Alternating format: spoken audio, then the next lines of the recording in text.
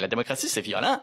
Voter, c'est un geste de violence. Il y a beaucoup de gens qui ont été surpris par ma phrase, alors parlons-en. La première chose à comprendre, c'est que la violence, c'est pas juste se battre ou se tirer dessus. On pourrait essentiellement définir la violence comme le fait d'invoquer la force physique contre une personne pour essayer de la soumettre à notre volonté. Et puis, invoquer la force, c'est pas obligé d'être fait directement. Ça, on peut le comprendre quand on s'imagine, par exemple, un gangster qui se pointe chez quelqu'un avec 3-4 goons pour faire une demande. Même sans le toucher ou faire de menaces directes, l'invocation de la force dans le contexte est assez claire. Maintenant, un des rôles importants de l'État dans la société, c'est de réglementer l'usage de la force. Même que souvent on va dire que par définition, un État, c'est l'entité qui a le monopole de la force légitime sur un territoire donné. C'est parfaitement correct que l'État utilise la force. Toute société a besoin de moyens pour contraindre les individus récalcitrants à se plier à la volonté du groupe. Mais ça veut dire que quand on va voter, on est en train de décider qui va avoir le droit, au nom de l'État, d'utiliser la force contre nous et nos voisins. Cette force-là, ça peut être une force physique, par la police par exemple, qui peut être utilisée contre une personne pour essayer de le soumettre à la volonté de l'État. Ce qui fait que voter, décider comment l'État va utiliser sa force, c'est un geste de violence. Ça veut pas dire que c'est pas légitime, même que, comme je disais, toute société a un certain besoin de pouvoir le faire, alors c'est nécessaire. Mais ça en fait pas moins de la violence, et quand on va voter, on devrait s'en souvenir